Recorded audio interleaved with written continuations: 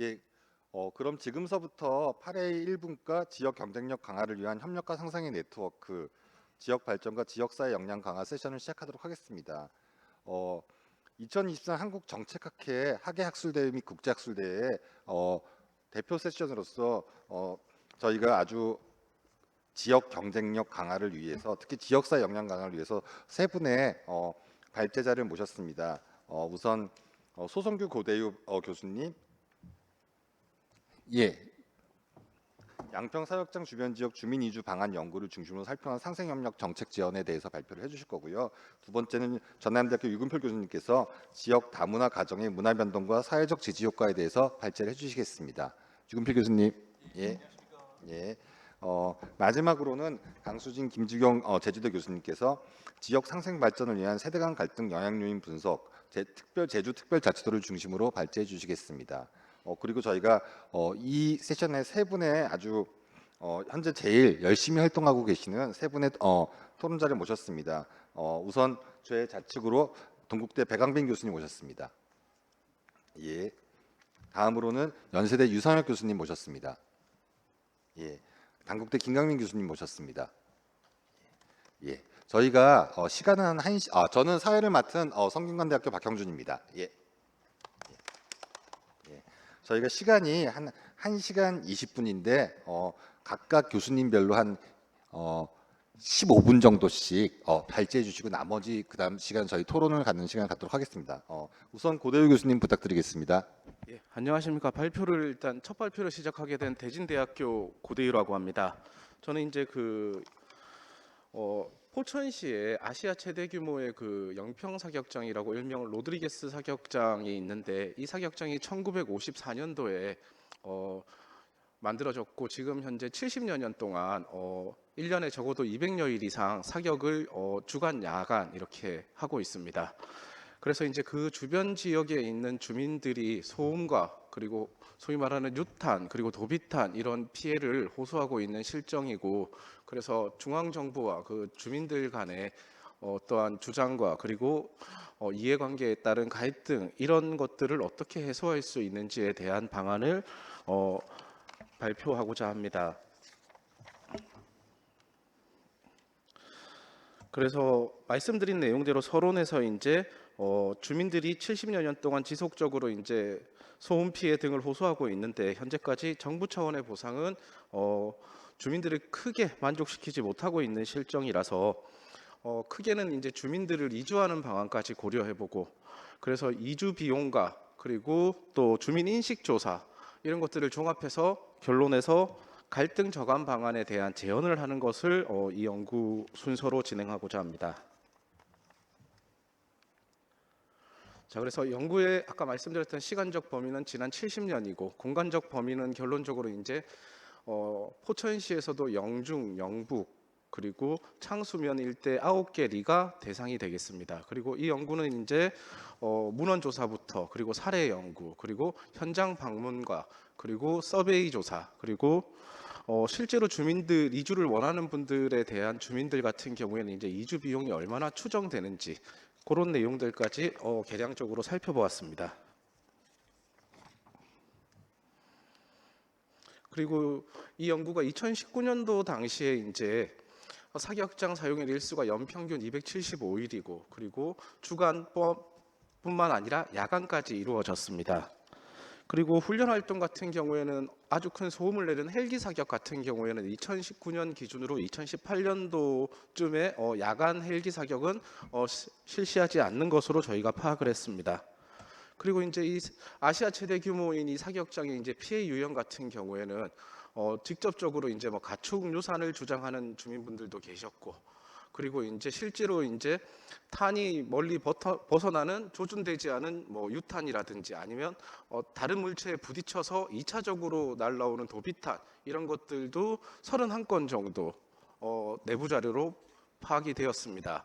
그리고 이제 거기에 따른 주민들의 스트레스와 심리적 불안, 생활의 불편 이런 것들이 많이 언급돼 왔습니다. 그리고 이제 아무래도 그 접경 지역 군사 지역이다 보니까 지역 발전에 한계가 있었고, 그리고 이제 그러면 이제 재산권에 대한 손실도 지속적으로 문제 제기되어 온 상황이었습니다.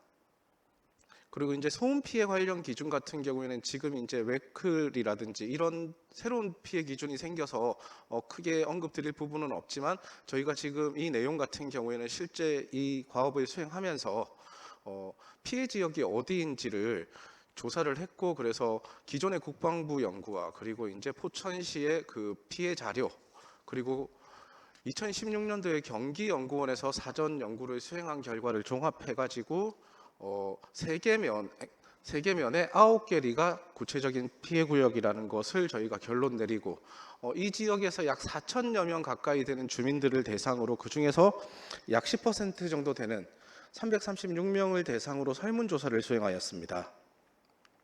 자, 인구 통계학적 특성은 넘어가도록 하겠습니다. 그래서 주민들 같은 경우에 66%가 사격장의 필요성은 공감을 했는데, 그중에서 23% 같은 경우에는 완전 폐쇄를 주장했습니다. 그리고 5년 전에 비해서 피해 정도가 나빠졌다라고 인식하는 분들이 과반수였습니다. 그리고 피해의 원인은 가장 크게 이제 소음과 진동이었습니다. 그리고 정부와 주민들 간의 갈등 원인이 피해 보상에 대한 구체적인 근거가 그 당시에는 마련돼 있지 않아서를 주된 원인으로 꽂았습니다. 그리고 이제 이게 가장 큰 피해가 야간 사격과 헬기 및 항공기 이동 소음이었는데, 근데 실제로 이제 헬기 사격은 조사 당시 1년 이전부터 시행하지 않고 있었으나 주민들은 여전히 헬기 사격이 가장 시끄럽다고 인식하고 있었던 점은 이 스트레스가 육체적인 것뿐만이 아니라 심리적인 요인에서도 굉장히 기인한다라는 점을 저희가 판단할 수 있었습니다. 실제로 피해 유형은 정신적 피해가 가장 크다라고 인식하였습니다. 그리고 가장 쟁점 사항 중에 하나가, 그렇다면 이제 합리적인 대책이 있다면 이주를 하겠느냐라고 물어봤을 때 36%가 이주할 의사가 있다라고 했고, 34% 같은 경우에는 잘 모르겠다고 했습니다. 이 유보 의사를 보인 34%에게 다시 경제적 보상이 충분하다면 이주하겠느냐라고 했을 때 77% 이상이 받아들이겠다고 응답했습니다. 이것은 이제 이주와 관련해서는 막대한 경제적 비용이 수반됨을 의미하는 것입니다. 그리고 이주 방식에 있어서도 개별 이주를 집단 이주보다는 더 선호하는 경향이 있었습니다. 그래서 기존에 이제 국방부와 경기연구원의 자료를 인식 조사를 비교 분석했을 때 사격장에 대한 존재 자체에 대한 인식은 소폭 개선된 반면에 피해 인식은 약간 증가하였습니다. 그리고 특히 이주 대책이 합리적이라면 받아들일 생각이 있다라는 비율도 점진적으로 증가하는 추세를 보였고, 한편으로 또 잘 모르겠다는 유보 집단도 급격하게 증가하고 있어서 거듭 말씀드리지만 경제적인 보상 이 부분이 일단은 중요한 쟁점 사항이라는 결론을 당시에 내렸습니다.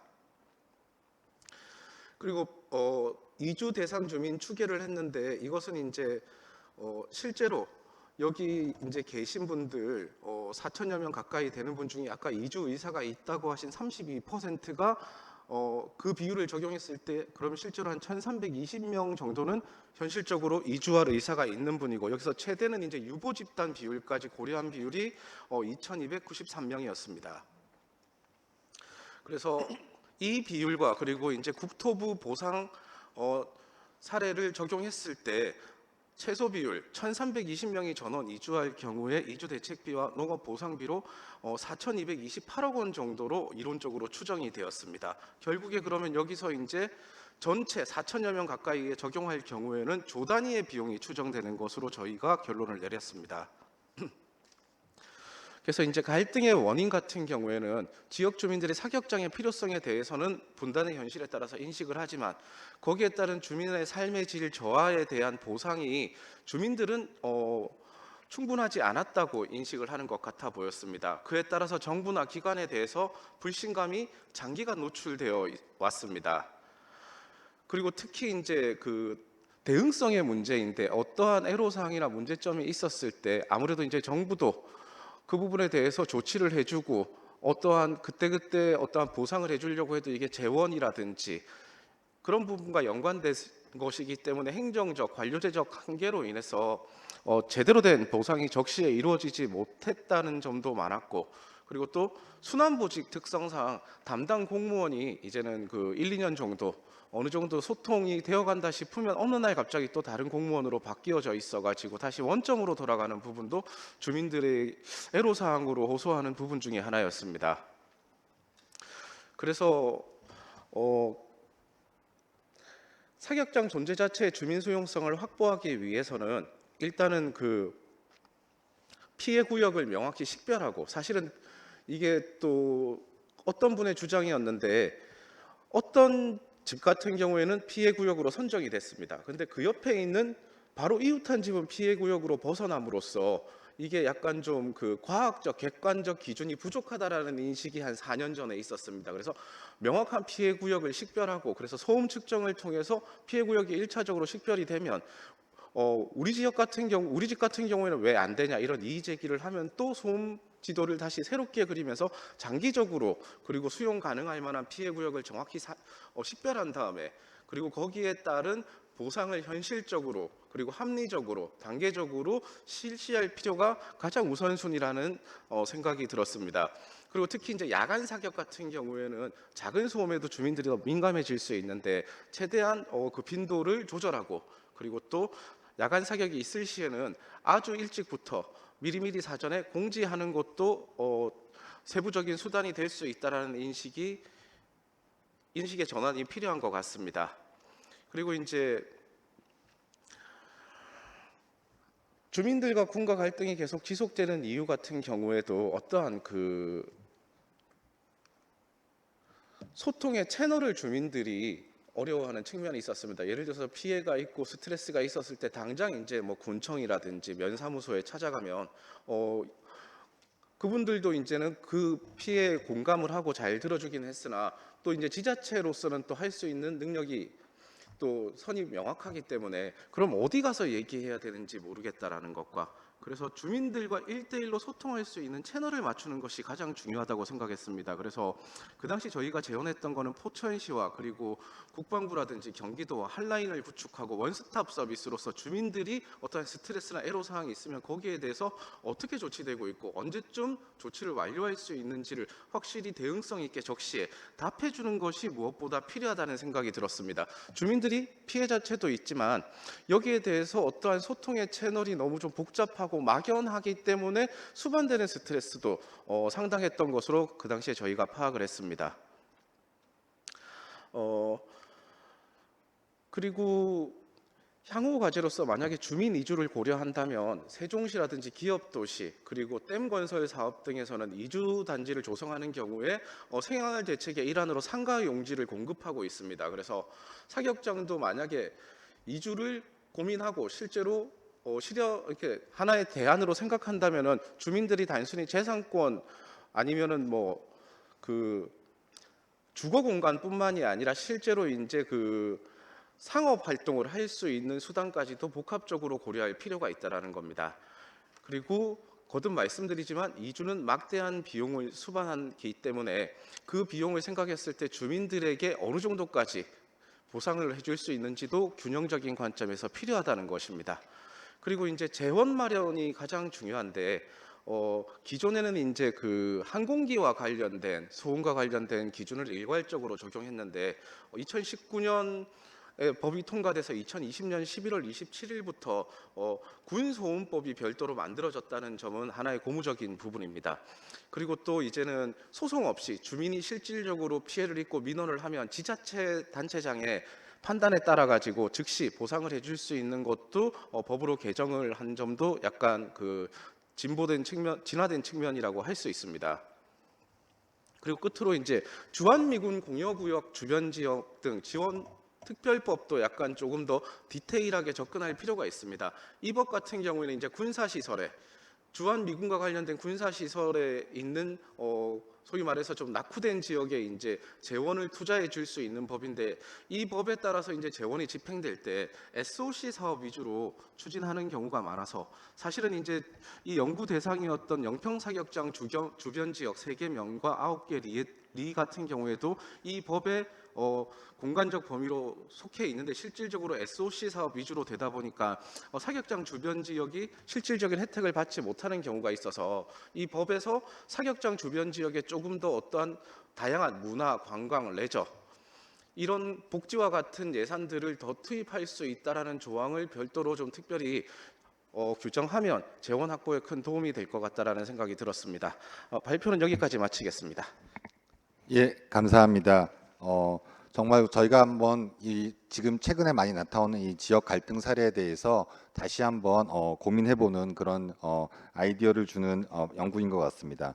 다음으로는 지역 상생 발전을 위한 다음으로는 유금일 교수님 지역 다문화 가정의 문화 변동과 사회적 지지 효과에 대해서 발표해 주시도록 하겠습니다. 저희가 발표 3개를 다 끝낸 다음에 종합적 토론을 하는 시간을 갖도록 하겠습니다. 부탁드리겠습니다. 예, 안녕하십니까. 전남대학교 행정학과 류근필입니다. 오늘 주제는 지역 다문화 가정의 문화 변형과 스트레스, 사회적 지지 효과를 중심으로 저희 발표를 진행할 예정입니다. 그 지역사회 우리 광주 광역시 같은 경우는 지역사회 보면은 다문화 가정이 좀 많이 있는데요. 특히 이제 다문화 가정에 고려인말이라고 있습니다. 그래서 러시아 쪽, 그쪽 카자흐스탄이라든지 우즈베키스탄이라든지 이쪽에 이제 분들이 고려 그쪽에서 그 광주 광역시 이주해 가지고 그쪽 분들이 같이 모여 사는 동네를 이제 고려인마을이라 부르는데요. 최근에 모든 그 많은 도시 지역이라든지 농촌 지역 마찬가지로 이렇게 이제 해외에서 뭐 결혼 이주민이라든지 아니면 이제 다문화 가정 이쪽에 좀 모여 사는 그런 경향이 많이 있는 것 같습니다.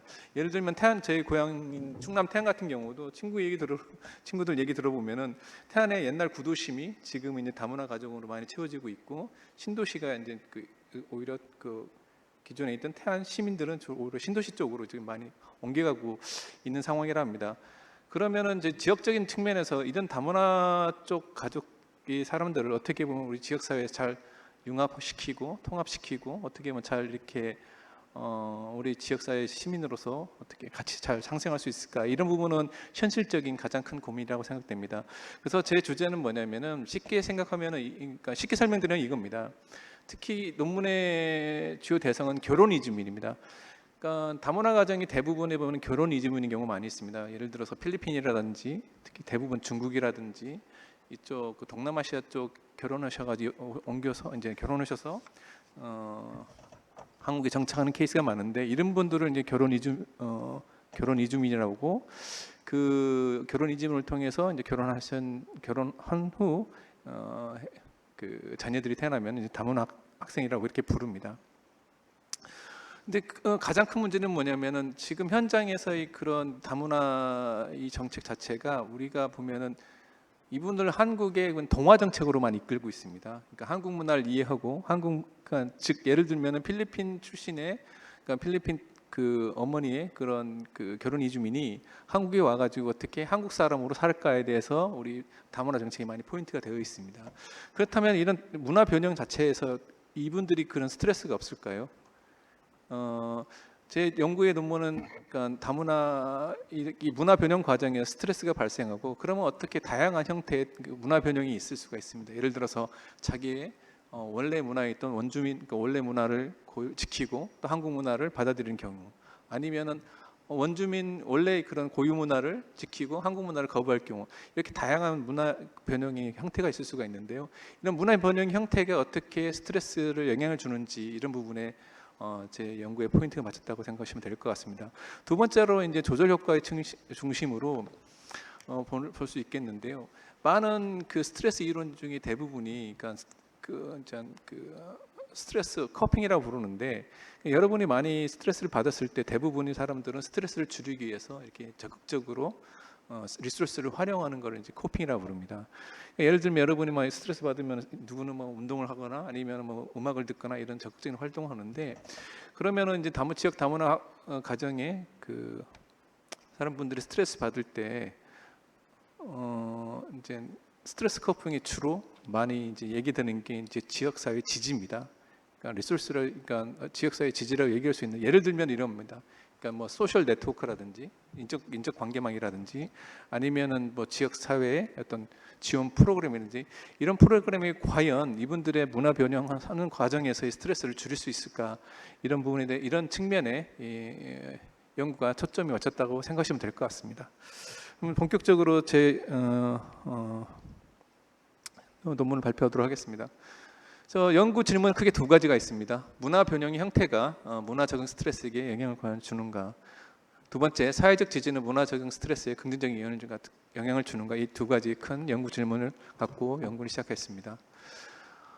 그러면 개념적 정의로서 문화 변형이라는 게 있습니다. 문화 변형이란 무엇이냐면은 두 개 이상의 문화적 배경을 가진 개인 혹은 집단이 상호 직접적인 접촉을 통해서 정체성에서의 어떤 정체성 체계 내에서 문화적 심리적 변화를 문화 변형이라 부릅니다. 혹은 또 문화 변형은 서로 다른 배경을 지닌 개인이나 집단이 상호 간 직접적 간접적 접촉에 의해서 기존 문화 형태나 양식에서 변화가 발생하는 현상을 문화 변형이라고 부릅니다.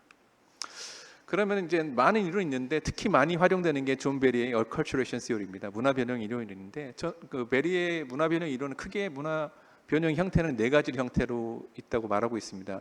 첫 번째 본인의 정체성, 예를 들어서 필리핀 문화를 보존하면서 한국 문화를 같이 수용하는 거는 이제 통합이라 부릅니다. 두 번째, 고유 문화를 버리고 한국 문화를 적극적으로 수용하는 것을 동화. 세 번째, 필리핀 문화를 유지하면서 한국 문화를 좀 뭐라고 해나 좀 정체적 특성을 좀 수용을 거부하는 걸 분리. 근데 마지막으로 필리핀 문화와 어떻게 보면은 이제 개인 한국 문화의 이런 그 둘 다의 문화를 이제 모두 거부하는 소외 상태. 이 네 가지 형태로 구분될 수 있습니다.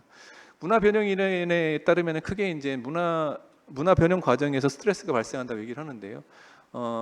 스트레스는 크게 두 가지 형태로 발생합니다. 문화적 학습의 과정, 문화적 충돌에 의해서 이렇게 두 가지 형태로 이루어지고 있고, 특히 문화 적응 스트레스는 문화 접촉의 과정에서 기존 원문화의 정체성의 상실에 대한 위험, 미래 불확실성 등에 의해서 발생하며, 이러한 위험 및 불확실성은 장기적으로 개인의 심리적 우울증을 가져다 준다고 문화 변형 이론은 말하고 있습니다.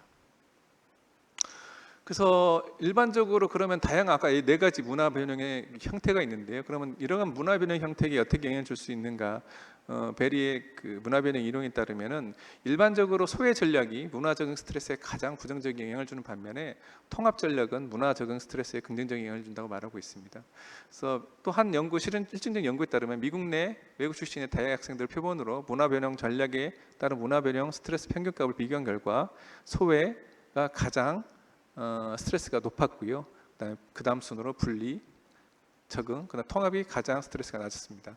그래서 연구 가설은 크게 이제 네 가지가 나올 수가 있는데요. 직접 효과로서 문화 변형 전략 중 동화는 문화 적응 스트레스에 부정적인 영향을 줄 것이다. 그러니까 문화적 스트레스를 줄이는 역할을 한다는 이 뜻입니다. 문화 변형 전략 중 통합 전략은 문화 적응 스트레스에 부정적인 영향을 줄 것이다. 반면에 문화 변형 전략 중 분리는 문화 적응 스트레스에 긍정적인 영향을 줄 것이다. 마지막으로 문화 변형 전략 중 소외는 문화적인 스트레스에게 긍정적인 영향을 줄 것이다. 그래서 긍정적인 양의 효과라는 것은 스트레스를 더 가중시키는 효과라고 생각하시면 될 것 같습니다. 반면에 의미 효과는 스트레스를 줄이는 효과, 이렇게 이해하시면 될 것 같습니다. 이제 조절 효과로서 이제 스트레스 지지와 이제 스트레스 대응이 개념이 들어올 수 있는데요. 그래서 아까 얘기했다시피 그러니까 존 베리 문화 변형 이론에 따르면 문화 변형은 개인의 스트레스 경험 시 부정적인 감정을 줄이기 위해서 적극적으로 스트레스 대응을, 그러니까 스트레스 커핑이라 부릅니다. 이런 스트레스를 대응을 활용한다고 이렇게 가정하고 있습니다. 특히 스트레스 대응 기제를 위해서 개인이 갖고 있는 핵심적인 자원, 리소스의 개념으로 사회적 지지, 소셜 서포트가 있는데요. 사회적 지지란 개인이 스트레스 대응을 위해 심리적, 물질적 지원을 제공할 수 있는 그런 사회적 관계망을 의미합니다. 그래서 사회적 지지는 다시 경제적, 물질적 지원을 의미하는 도구적 지지, 그 다음에 문제 해결을 위해서 정보를 제공하는 정보적 지지, 마지막으로 동정, 관심 등의 정서적 지지를 의미하는 정서적 지지를 크게 세 가지 형태로 구분할 수 있습니다. 그렇다면 사회적 지지가 과연 문화 변형과 문화적인 스트레스의 관계를 어떻게 조절할 수 있는가? 기존에 많은 연구는 되어 있지 않은데요. 일반적으로 봤을 때, 그러니까 아까 얘기했다시피 커핑 시어리에 따르면은 그러니까 개인이 스트레스 받을 때 어떤 그 지지를 받을 수 있는 리소스를 적극적으로 찾게 되고, 그 중에 가장 중요한 핵심적인 개념이 그 주위에 있는 인적 네트워크라고 생각하시면 될 것 같습니다. 그래서 인적 네트워크가 많으면 많을수록 이런 스트레스를 줄일 수 있는 그런 여지가 많으실 수가 있고요. 두 번째로는 또 정책학을 하시는 분들이 많이 관심이 있는 게 이 다문화 정책이 과연 효과가 있는지 없는지를 많이 검증하시를 원하실 것 같은데, 여기서 보면은 이제 다문화 정책이 많은 정책이 다문화 이주민을 위해서 많이 이제 지원되고 있는데 그 중에 좀 관심 있는 게 여기 이제 일단 다문화 정책을 이용하는 게 자아 동등감 형성이 되며 삶의 만족도에 긍정적인 영향을 주고 지속적인 다문화 정책 서비스를 이용은 오히려 정책적 효과가 있다고 많이 밝혀졌기 때문에 그래서 연구 가설은 다음과 같습니다. 그래서 사회적 관계망이 많으면 많을수록 그 다음에 스트레스의 문화 변형과 스트레스의 관계를 조절한다. 두 번째 큰 조절 효과는 정부 지원 프로그램은 아까 얘기했다시피 문화 변형과 스트레스 간의 관계를 조절한다. 이렇게 크게 두 가지 변수를 조절 효과로 잡았습니다. 그래서 보시면은 이 연구 모형은 다른 것 같습니다. 그래서 문화 변형 전략이 직접적으로 문화적인 스트레스에 영향을 주고 사회적 관계망과 정부 지원 프로그램의 이 관계를 조절한다. 이렇게 이해하시면 될 것 같습니다. 이 연구 가설을 검증하기 위해서 그러니까 2차 자료를 활용했는데요. 활용 자료는 저희 여러분이 많이 쉽게 다운로드 받을 수 있습니다. 공식적으로 퍼블리컬리 오픈된 그런 자료이기 때문에 일단 다문화 청소년 패널 데이터를 활용을 했고요. 그래서 최근 제가 갖고 있는 자료 중에 제 기억으로는 2021년 자료 같은데요. 아마 2021년 자료를 중심으로 패널 자료임에도 불구하고 최근 자료 21년 자료이기 때문에 이 자료를 중심으로 분석을 했습니다. 그래서 매저먼트는 이렇게 측정이 되어 있고요. 동화는 크게 세 문항, 통합 유형은 크게 세 문항, 분리 유형도 크게 세 문항, 그다음에 소외 문항도 크게 세 문항, 문화적인 스트레스는 크게 5문항으로 이렇게 측정이 되었습니다. 그래서 탐색적 요인 분석 결과도 이렇게 만족할 만한 수준으로 나왔습니다. 그래서 정부 정책, 저도 개인적으로 정부 정책 지원 프로그램이 과연 좀 효과가 있는지 없는지를 좀 많이 봤는데요. 이번 연구에서 생각보다 정부 지원 이렇게 캐시 서포트 프로그램, 현금 지원 프로그램은 생각보다 많은 좀 지원을 받는 사람이 좀 많이 부족했고요. 150명 정도 됐고, 그 다음에 학습 지원 프로그램도 마찬가지로 거의 낮은 수준에 불과했습니다. 그 다음에 심리적 지원 프로그램 역시 거의 없었고요. 생각보다 이게 정부 지원 프로그램이 예산이 많이 저는 이렇게 지급되는 줄 알고 있었는데 이게 실제적으로 지원받는 프로그램은 실제적으로 이 프로그램 혜택자는 굉장히 낮은 거로 나왔습니다. 그래서 상관관계 분석은 이렇게 도출이 됐고요.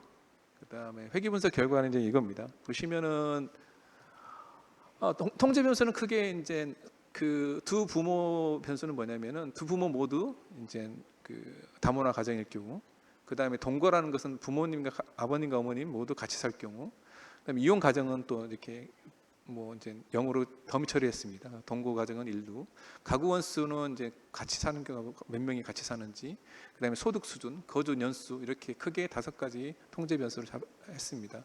독립 변수는 아까 얘기했다시피 동화, 통합, 분리, 소외 4가지 문화 변형 형태를 잡았고요. 조절 변수는 아까 얘기했다시피 사회관계망, 현금 지원, 학습 지원, 심리적 지원 이렇게 봤습니다.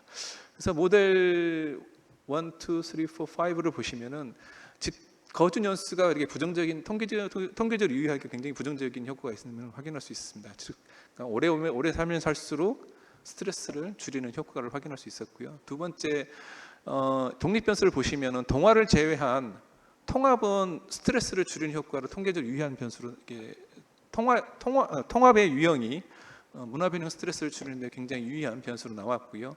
오히려 동화 유형은 스트레스를 줄이는 데 별로 통계적으로 유의하지는 않는 변수로 나왔습니다. 마지막 또 독립 변수 중에 분리와 소외 마찬가지로요. 이 2가지 변수는 또 스트레스를 가중시키는, 아까 연구 가설에서 저희가 예상했듯이 분리와 소외는 오히려 스트레스를 가중시키는 그런 문화 변형 형태로 이렇게 확인할 수 있었습니다. 그다음에 조절 변수로 사회적 관계망과 그다음에 다양한 학습 지원, 그다음에 현금 지원, 심리 지원 이렇게 상호 교류형을 만든 다음에 제가 분석을 했는데, 학습 지원, 심리 지원, 그다음에 현금 지원 이런 정부 지원 정책은 여기 보시면은 상호 작용 변수 2에서 볼 수 있다시피 거의 효과가 없었고요. 이것뿐만 테이블이 너무 많을 것 같아가지고 일단 뺐는데, 정부 지원 프로그램의 이런 상호작용 효과는 통계적으로 유의하지 않았고요. 오히려 사회관계망과 통합 전략에서 오히려 이런 그 상호작용 효과는 통계적 유의함을 확인할 수 있었습니다. 그래서 보시면은 이게 이제 상호작용 효과인데요.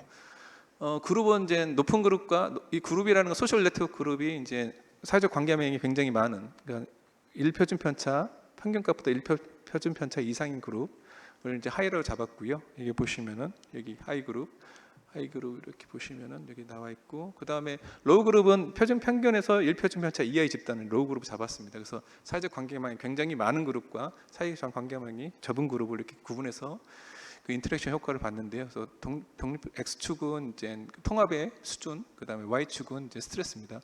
그래서 보면은 높은 그룹과 보통 그룹은 오히려 이제 통합이 우리가 예상했다시피 통합이 가면 갈수록 스트레스를 줄이는 효과가 있는데, 반면에 사회적 네트워크가 굉장히 적은 그룹 같은 경우는 통합 전략임에도 불구하고 오히려 스트레스가 전더 통합이 증가함에 따라 스트레스가 굉장히 가중되는 그런 상호작용 효과를 확인할 수 있습니다. 네, 결론입니다. 그래서 직접 효과 중에서는 문화 변형 전략 중 동화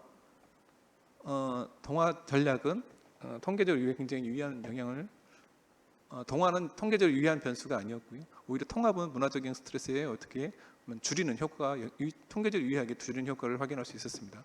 그 다음에 또 분리소외는 문화적인 스트레스에 오히려 스트레스 가중시키는 그런 긍정적인 영향을 확인할 수 있었고요. 조절 효과는 대부분 사회적 관계망의 조절 효과는 거의 없었음에도 불구하고 사회적 관계망 중에 통합 전략과 통합과 문화적인 스트레스 관계하는데, 사회적 관계망 이 통합 전략과 문화적인 스트레스 관계를 사회적 관계망은 이 관계만 오히려 조절 효과가 있었고, 나머지 모든 정책 지원 효과는 조절 효과가 없었습니다. 그다음에 이론적 실무적 합의입니다. 존 베리의 문화 변형 이론과 문화적인 스트레스 간의 관계에 대해서 대부분 그 이론의 문화 변형 이론에 따르면은 아까 했다시피 뭐 동화 전략이라든지 뭐 이렇게 통합 전략은 어떻게 보면 긍정적인 효과를 반면에 그러니까 문화 변형 스트레스를 줄이는 효과를 반면에 아까 분리라든지 소외 이런 거는 강화시킨다고 얘기했는데, 존 베리의 이런 이론은 대부분 저희가 확인할 수 있었고요. 근데 실무적 합의는 어떻게 보면은 정책적 차원에서 우리 사회에서 많은 그 결혼 이주민들이 동화 전략을 좀 많이 취하고 있습니다. 그래서 이 동화 전략이 보면은 오히려 스트레스 문화 적응하는데 문화 적응의 스트레스를 오히려 줄이는 데 전혀 효과는 없었고요.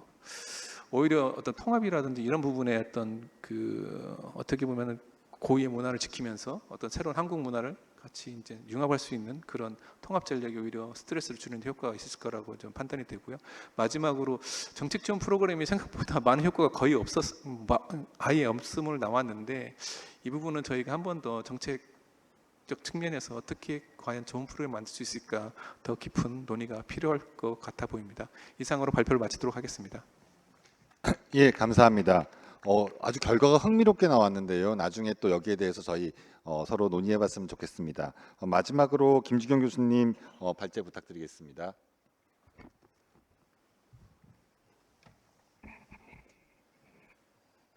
네, 세 번째 발표를 맡은 제주대학교 행정학과에 근무하고 있는 김주경입니다. 제가 발표할 주제는 지형상생 발전을 위한 세대 간 갈등 영향 요인 분석이라는 거고요. 제가 이제 근무하고 있는 곳이 제주대학교다 보니까 제주특별자치도를 중심으로 해서 주제를 한번 잡아보았습니다. 본 이 내용은 우리 지금 일제자로 나와 있는 강수진 박사과정 학생의 석사학위 논문을 요약 발췌 수정한 내용입니다. 연구의 배경입니다. 지금 보면은 우리 사회에 만연한 갈등, 그리고 이념적 대립, 그리고 소위 말해서 세대 간 갈등, 이러한 갈등의 상황이라는 것이 굉장히 높아지고 있다라는 것을 모두들 다 체감을 하고 있는 것이고, 최근에 나온 통계 데이터들도 이런 것들을 더욱 심화되고 있다라는 것을 나타내주고 있습니다. 거기에 현재 또 보면 지금 저출산 고령화의 이러한 우리 사회 구조의 형태가 더욱 앞으로는 심각해질 것이다라고 얘기를 합니다. 즉 학령 인구 같은 경우에도 지금부터 10년 뒤인 2032년에는 현재 48만 명의 학령 인구가 대학 입시를 준비하는 10년 뒤에는 26만 명으로 줄어들 만큼 저출산 그리고 이에 따른 고령화 현상이 굉장히 많아지고 있는데요. 이러한 저출산 고령화 사회, 갈등이 심각한 사회의 원인이 무엇이냐라고 보았더니 그 중에 굉장히 큰 영향을 미치는 것들이 바로 세대 간 갈등이 점점 과거보다 심화되고 있다라는 점이었습니다. 그 중에서도 우리 제주 지역을 보게 되면요, 제주 지역은 혹자 뭐 신문기사 이런 것도 있어도 갈등의 섬 제주라는 말이 있듯이 굉장히 큰 갈등 사안들이 많습니다. 현재도 뭐 굉장히 큰 사안으로서 뭐 우리나라의 갈등 사안 중 제일 큰 사안이라고 할 수 있겠죠. 제2공항을 건설하는 문제. 두 번째, 아마 우리나라에서 가장 큰 풍력 해상 약 200기 정도가 만들어지는 추자도 해상 풍력 건설. 그 이후에 아직은 잠복기에 있지만 올해 하반기에 지방자치제법 개정에 따라 제주도는 행정구역 개편을 실시할 수 있는데 아마 지자체 중에 처음으로 기간 통합행위 될 수도 있지 않나. 이것도 주민투표를 통해서 묻겠다고 했는데 이러한 것들이 굉장히 많은 갈등들이 우리 제주도에서 발생을 하고 있습니다. 그 내용들을 쭉 보면은 그 중에서 또 아까 좀 전에 발표하신 류건필 교수님 말씀하셨듯이 원주민과 이주민의 갈등도 굉장히 큰 사항이고 대표적인 갈등은 결국 제주도라는 자연 환경이 뛰어난 관광 도시가 개발을 해야 되느냐 아니면 환경을 보전해야 하느냐라는 개발과 보전의 이념 차이에서 발생하는 갈등들도 굉장히 많이 발생을 하고 있습니다. 그래서 저희는 연구를 시작함에 있어서 우리 사회의 제반 사안을 고려했을 때 정부 정책 개입이 시급성이 필요한 사회 문제는 무엇일까라는 것들을 한번 쭉 찾아보았고요. 이러한 것들을 찾다가 보니까 세대 간 차이 및 갈등의 문제라는 것이 굉장히 중요하고 장기적으로 사회 통합을 위해서는 세대 간 갈등을 해결해야지만이 사회 통합을 이룰 수 있다라는 결론을 내리게 되었습니다. 따라서 우리는 세대 간 갈등의 원인이 무엇이냐라는 부분에 포커스를 맞추게 되었고 연구를 하게 되었습니다. 이론적론입니다. 뭐 갈등의 개념에 대해서는 뭐 일반적으로 얘기하는 것이고 갈등의 유형 같은 경우에는 뭐 사회적 변화에 따른 갈등, 그다음에 갈등 사례 분류 기준에 따른 갈등, 그다음에 주체에 따른 갈등으로 나눌 수 있습니다. 우리가 일반적으로 시대 변화에 따른 갈등 유형 같은 경우에는 뭐 세대 갈등, 이념, 계층, 노사, 뭐 디지털 갈등 같은 것들이 있고요. 주체에 따른 갈등으로는 이익 갈등, 가치 갈등, 관계 갈등과 같은 것들이 있습니다. 이러한 그 갈등의 특징들은 일반적으로 뭐 여러 개로 나눌 수 있지만요. 둘 이상의 당사자가 있는 이해관계에서 발생을 하게 되고 동태적 과정의 갈등 관계가 발생하게 된다라는 것이 있습니다. 또 갈등의 양상이 높은 불확실성이 항상 내재되어 있다라는 측면도 있고요. 또 이러한 갈등은 역기능과 순기능을 모두 가지고 있다라는 측면도 있습니다. 그렇다면 세대의 개념, 우리 세대 간 갈등을 다루다 보니 세대의 개념은 무엇이냐? 만하임은 세대의 개념을 갖다가 위치에서 단위로, 그 다음에 세대 개념을 뭐 여러 가지로 나누고 있다라는 거죠. 결국 이러한 세대 간 갈등의 개념은 세대 차이에서 발현이 되어 세대 간 갈등, 대립하고 가치관들이 충돌하는 이유다라고 얘기할 수 있습니다. 그러면 세대 간 갈등의 원인이 뭐냐라는 거죠. 즉 릴리의 갈등 분석 등에 따르면 뭐 현실적 집단 갈등, 인지적 영역에서의 갈등, 그다음 관념, 권력, 배분의 세 가지 갈등 원인, 뭐 기타 등등이 있다라고 할 수 있습니다. 근데 실제로 우리가 세대 간 갈등이라고 보면 우리가 이때까지 살아온 생활 방식이라든지 가치관 그리고 이념의 차이라고 할 수 있죠. 가장 예를 들어 쉽게 얘기를 한다라고 하면 우리가 어떠한 새로운 기계를 샀다라고 했을 때 우리 MZ세대 같은 경우에는 그러한 것들을 작동법을 알고자 할 때는 유튜브를 보고 하는 경우들이 많습니다. 저희 세대 같은 경우에는 유튜브에 익숙치 않다 보니 뭐 파란 창, 녹색 창을 검색해서 사용법을 알아보기도 하고 이전의 세대분들은 사용 설명서를 열심히 읽어보는 그러한 분들도 있으신 거죠. 즉 하나의 사물을 바라보는 시각이 어떻게 달라지느냐에 따라서 세대 간 갈등의 중요한 원인으로 작용하고 있을 뿐만 아니라 특히 최근에는 이념적인 측면도 굉장히 큰 작용을 하고 있다라는 겁니다. 즉 우리가 MZ세대와 소위 60대 이상의 세대들이 봤을 때 우리가 추구하는 이념과 가치가 굉장히 다를 수 있다라는 측면이죠.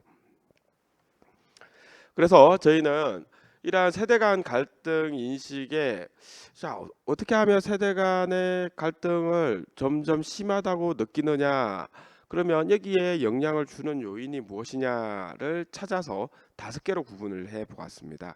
첫 번째가 사회적 요인이었고요. 두 번째가 사회 신뢰 요인이었습니다. 세 번째가 경제적 요인이었고요. 네 번째가 환경적 요인이었습니다. 개발과 보전이라는 측면에서 환경적 요인을 추가했고요. 다섯 번째가 정치 인식에 대한 내용이 필요할 것 같아 정치적 요인도 5번째로 변수로 설정을 하였습니다. 그래서 이러한 내용들을 쭉 도출해서 선행 연구들을 살펴보았고요. 그래서 선행 연구에서 나타난 여러 가지 사용 변수들을 우리가 모형을 설정함에 있어서 참고를 하였고, 그리고 변수 설정에도 활용을 하였습니다. 자, 그래서 연구 모형을 보시면요, 세대 간 갈등 인식 차이에 영향을 미치는 요인으로 5개를 말씀을 드렸고요. 사회적 요인으로는 특히 결혼과 이혼에 대한 인식을 중심으로 했고, 사회 신뢰 요인으로서는 우리 사회가 신뢰, 공정한가, 안전한가를 중심으로 물어봤습니다.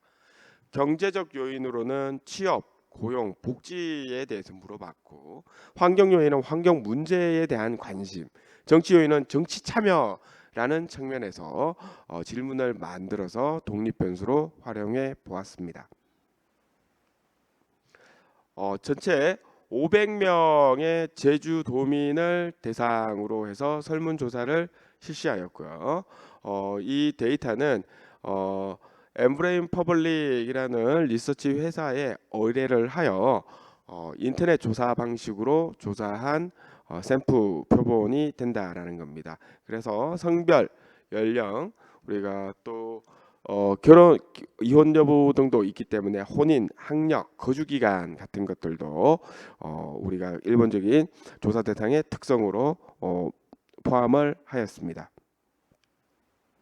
설문 문항은 세대 간 갈등 인식 요인을 3문항을 넣었습니다. 즉 우리가 요인 분석을 하기 위해서 좀 더 디테일하게 구체적으로 내용을 파악하기 위해서 복수의 문항들을 넣었고요. 그래서 뭐 갈등 인식 요인은 우리나라는 세대 간 갈등이 높다라든지 노력이 필요하다 같은 것들을 넣었고요. 사회적 요인은 3문항 넣었습니다.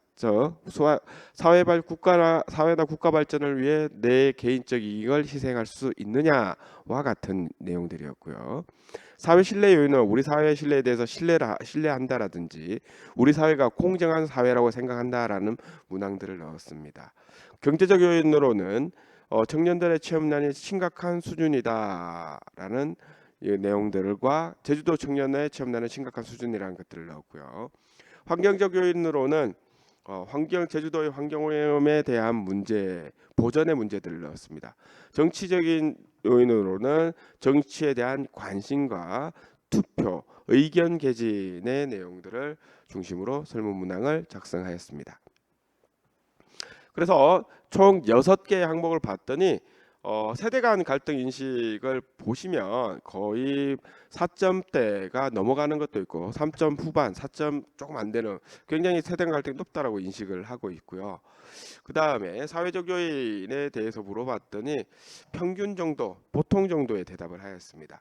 사회 신뢰 요인에 대해서 물어봤더니 조금 이 설문 문항 중에서 가장 낮은 2.68이라는 점수가 우리 사회가 공정한 사회라고 생각하는가에 대해서는 2.68로 매우 낮은 상대적으로 매우 낮은 응답을 한 걸 알 수 있습니다. 취업난이 심각한 수준이다라는 측면을 봤더니 4.1을 넘어서 매우 심각하다라고 얘기를 하고 있었고요.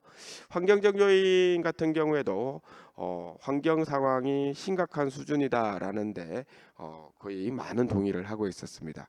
정치적 요인을 보니 정치에 관심이 많다라는 게 3.07로 거의 평균값이 나왔습니다. 대부분은 이제 뭐 정치에 대한 특별한 관심이 없거나 많지 않다라는 뜻이었고요. 반면에 선거에 있어서 투표를 한다는 4.22로 굉장히 높게 나타났습니다. 이 말은 의견을 개진을 적극적으로 한다도 작게 나왔고요. 이 말은 정치에 뚜렷한 관심이 많지는 않고 적극적으로 개진하지 않지만 나는 투표를 통해서 내 의사를 표현한다라고도 이해할 수 있을 것 같습니다. 자, 그래서 이 문항들을 회귀 분석을 하기 위해 신뢰도 검증을 하였습니다. 신뢰도 검증을 하였더니 기본적으로 0.7 이상으로 다 나와서 그런 바와 것 같이 문제가 없었고요. 요인 분석을 해보았습니다. 보시는 바와 같이 요인 적재값이 거의 0.7 이상이 다 거의 나왔습니다. 해가지고 요인 적재 탐색적 요인 분석도 문제가 없었다라는 걸 알 수 있습니다. 그 다음에 상관관계 분석을 했더니 뭐 상관관계도 거의 있는 게 나왔는데 사회 신뢰 요인 같은 경우에 정치 요인을 제외한 나머지 다른 요인은 상관관계가 나타나지 않았다라는 약간의 특이한 이 사안이 있었습니다. 그래서 이상의 내용을 가지고 소위 그 회귀 분석, 다중 회귀 분석을 실시해 보았습니다. 우리가 인구 통계학적으로는 더미로 넣었고요. 성별 같은 경우에 기준 변수로는 여성, 나이는 20세 이상, 결혼은 미혼, 학력은 중학교 졸업, 거주 기간은 5년 미만을 기준 변수로 활용을 하였습니다.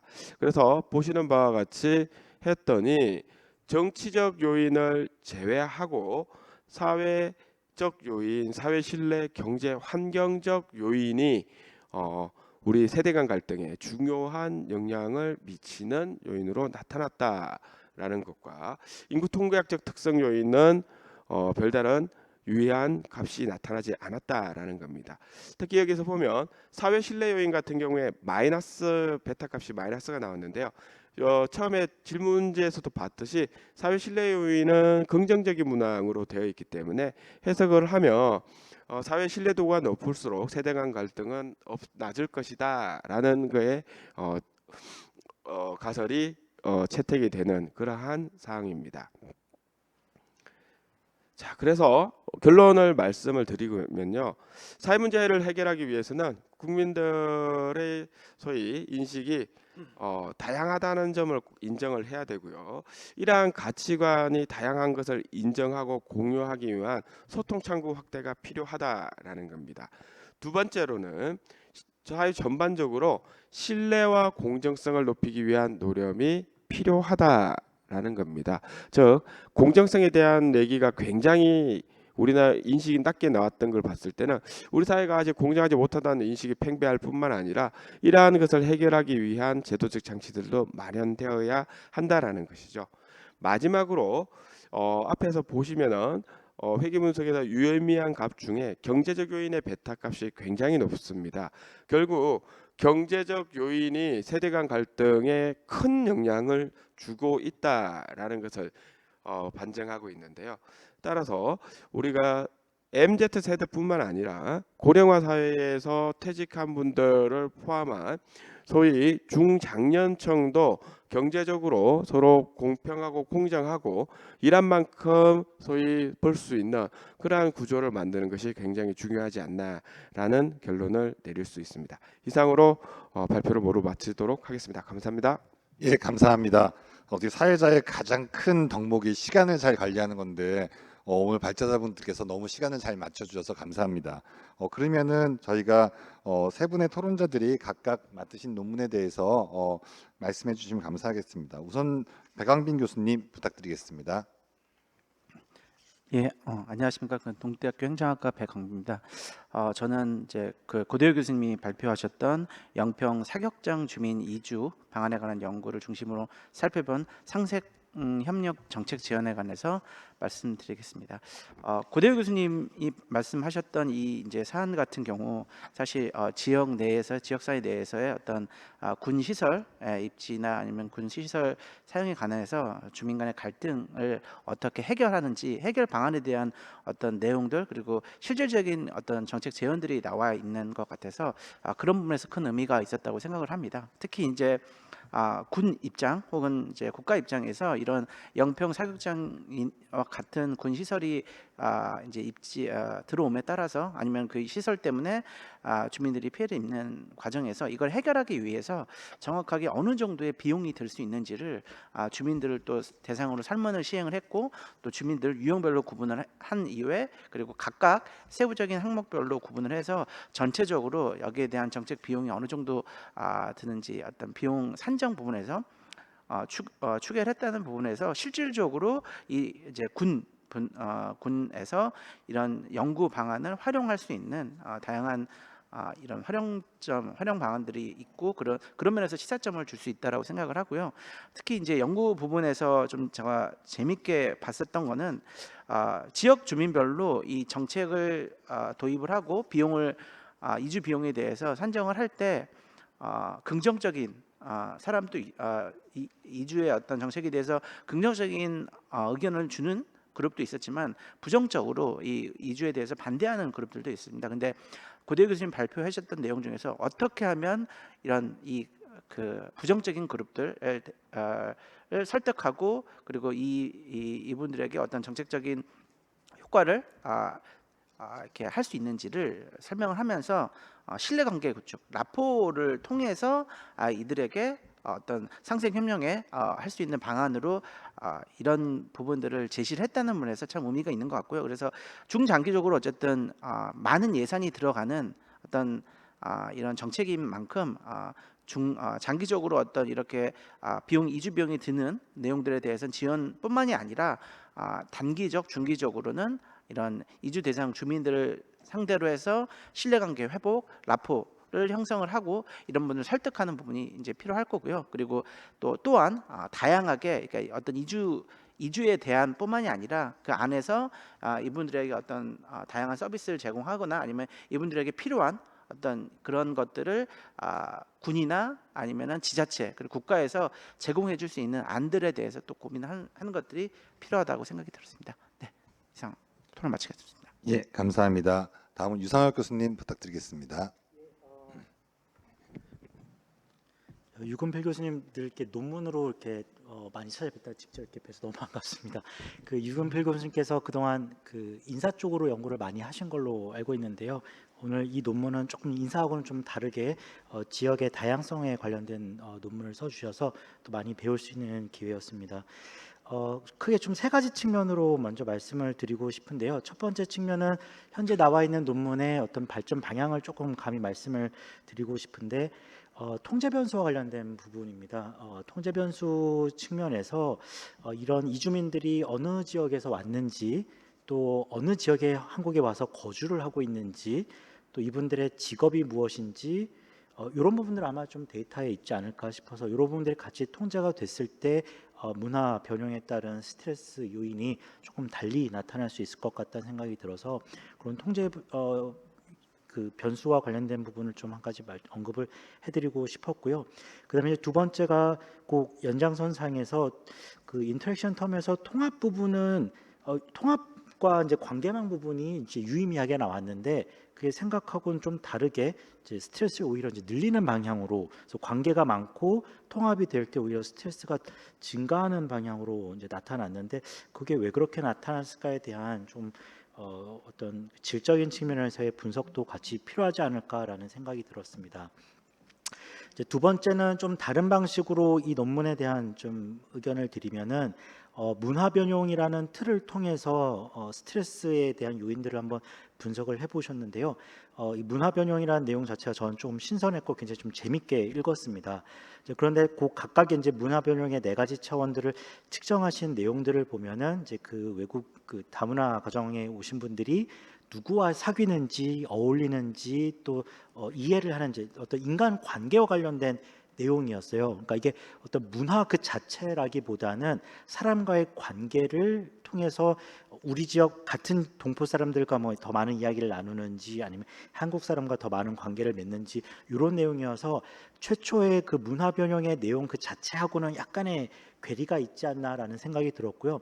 뭐 그럼에도 불구하고 문화 변형에서 나왔던 어떤 두 가지 축에 대한 틀을 좀 차용을 해서 소위 이제 관계 적응이나 내지는 좀 용어를 바꾸면 문화 변형의 틀을 이용한 관계 변형이라는 방식으로 그 틀을 조금 인간관계로 좀 변형을 시키신다면 여전히 굉장히 의미 있는 연구일 것 같다는 생각이 들었고요. 이제 세 번째는 조금 이제 그 연구의 주제를 좀 바꿔서 사실 저는 요거 처음에 이제 읽으면서 제목을 먼저 보지 않고 내용을 먼저 읽기 시작을 했었는데 요 문화 변형의 틀을 가장 적용하기가 좋은 게 아마 저 이제 조직을 공부하는 입장에서 조직 통합을 이야기할 때 나오지 않을까 싶어요. 그래서 정부 조직 같은 경우에 뭐 통합을 하면서 뭐 한 지붕 두 가족이다 이런 이야기가 나오면서 뭐 그 화학적 결합이 안 됐다 이런 이제 이야기들이 많이 나오는데 그런 내용들을 좀 문화 변형이라는 틀을 통해서 좀 적용을 하고 설명을 한다면 그리고 그걸 통해서 어떤 함의점을 도출을 한다면 뭐 차제 언제 또 있을지 모르겠습니다만은 늘 앞으로 계속 나타날 이제 정부 조직의 어떤 통합이나 변형, 개편 이런 데 있어서 인위적인 통합이 이제 문화 변형을 통해서 어떻게 화학적인 결합까지 이끌어낼 수 있을 거냐 하는 방향으로 좀 함의를 나타낼 수 있지 않을까 그렇게 생각을 해봤습니다.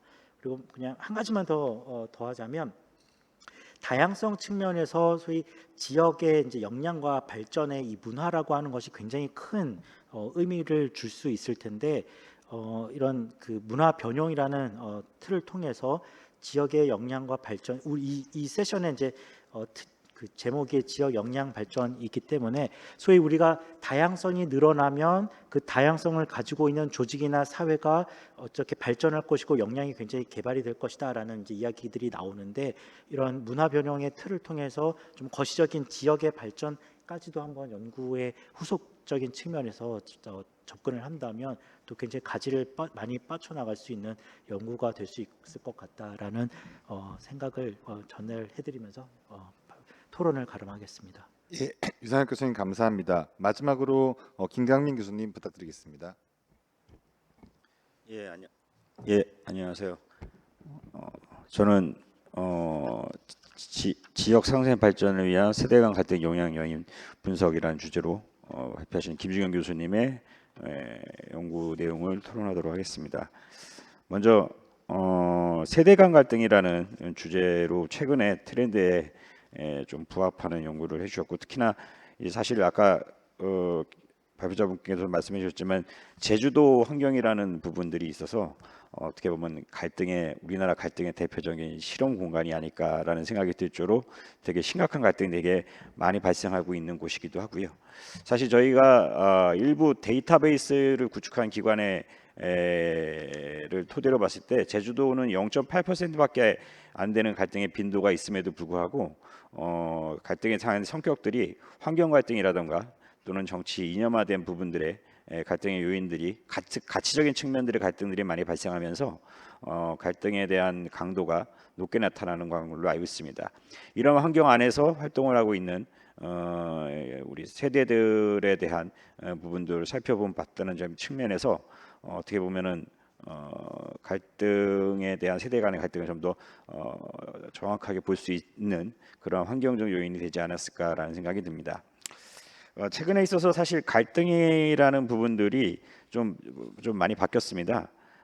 예를 들어서 뭐 갈등이 민주주의에 얼마나 영향을 미치냐라는 부분에서 과거에는 긍정적인 영향을 미친다라고 했던 반면 최근에는 갈등이 민주주의에 부정적인 영향을 미친다라는 인식이 어떤 연구 결과에서 도출하는 것과 같이 갈등에 대한 인식들이 과거에 비해서 매우 크게 변화했다. 여기에는 뭐 코로나 이후에 일부 이후에 대한 변화도 있을 거고 또 정치 양극화 현상에 대한 부분도 영향을 줬을 거라고 생각이 됩니다. 그러한 측면에서 최근에 갈등에 대한 관점이 좀 달라지고 있습니다. 갈등에 대한 이론을 지금의 관점에서 한번 다시금 보자, 다시금 해석해 보자라는 관점이 있는데요. 이 세대 간 갈등도 마찬가지인데 저는 뭐 다른 말씀은 드리지 않고 본 연구는 여기에 이 결과에 있어서 되게 적합하고 연구 결과에 대한 부분에서도 되게 의미 있다고 생각합니다. 다만 이제 연구에 대한 후속 연구로서 방향에서 좀 더 말씀드리면 사실 세대 간 갈등이라는 부분들이 약간 애매한 부분이 있습니다. 사실 갈등이라는 부분들이 어떤 갈등을 어떤 대상을 갈등으로 해야 될까? 그냥 사회적 불만을 갈등으로 해야 될까? 아니면 인식의 차이를 갈등으로 해야 될까라는 부분들이 있는데요. 모든 사회 문제를 해결할 필요가 없듯이 갈등도 모든 갈등을 다 해결할 필요가 없거든요. 그러면 이제 우리가 어떠한 갈등을 대상으로 관심을 가져야 되냐라는 걸 살펴봤을 때, 관리해야 될 갈등을 우리가 이제 관심을 가져야 되지 않을까라는 부분들이 생각해 볼 수 있을 것 같습니다. 특히나 이 세대 간의 갈등도 사실은 보통 이제 세대 간 갈등하면은 이제 조직 내에서 MZ 세대와 그 이후에 세대들에 대한 갈등들을 대표적으로 볼 수 있는데, 그럼 이러한 갈등들이 과거에는 없었냐?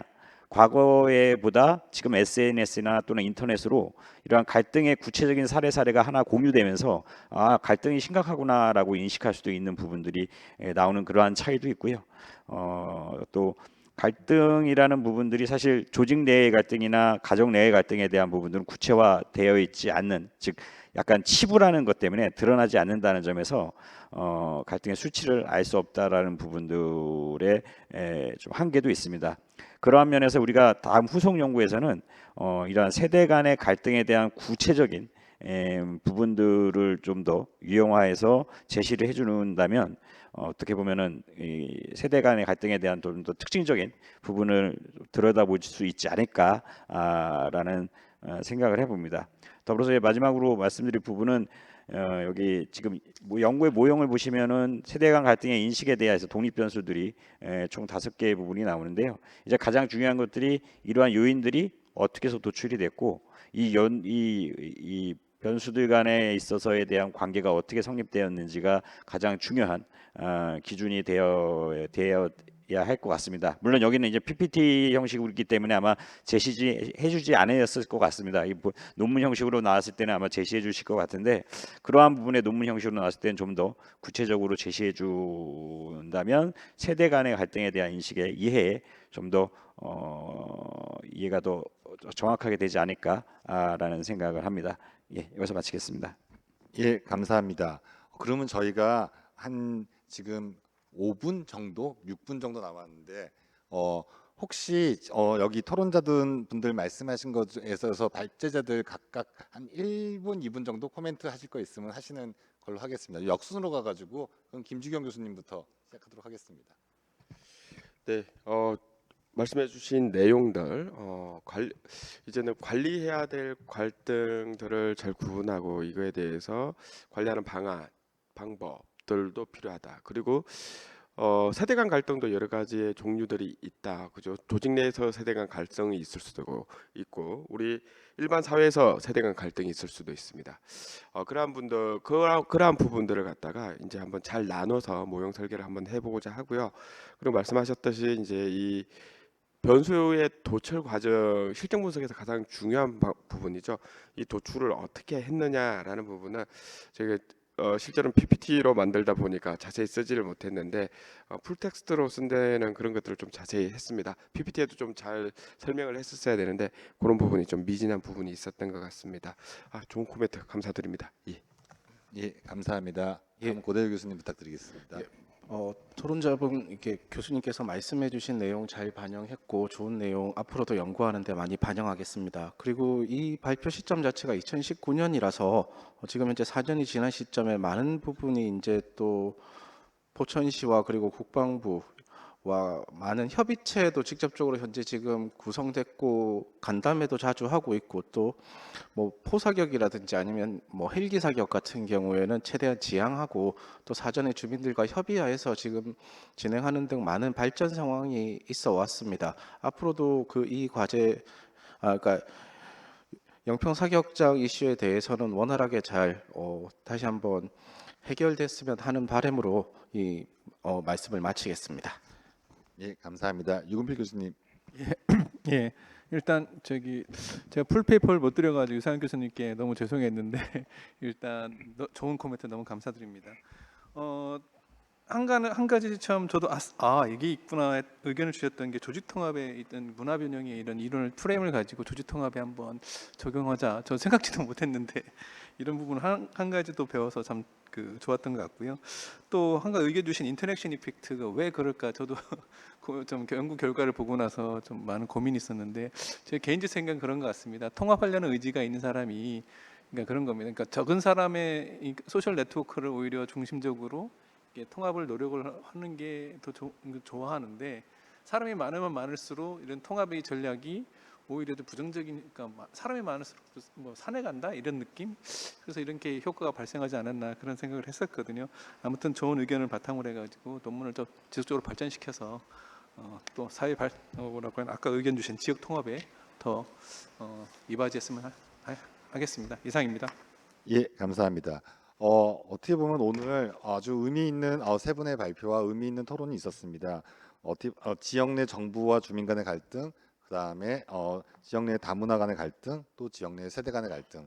어떻게 보면 저희 사회가 지금 갈등의 사회인데 어떻게 갈등을 잘 해결하느냐에 따라서 지속 가능한 사회가 될 수 있을지 아니면은 저희가 좀 어려운 사회가 될 수 있을지 되게 고민인데 아마 행정학과 정책학에서 역할이 이런 것들을 잘 한번 해결하고 그 다음에 나아갈 수 있는 그런 지속 가능한 사회를 만들어가는 그런 것에 일조를 하는 것이라고 생각합니다. 오늘 세 분의 연구가 아마 그런 것을 하기 위한 초석이 될 거라고 저는 생각합니다. 오늘 좋은 시간, 좋은 발제, 좋은 토론 해주셔서 감사하고요. 이상으로 세션을 마치도록 하겠습니다. 예, 수고하셨습니다.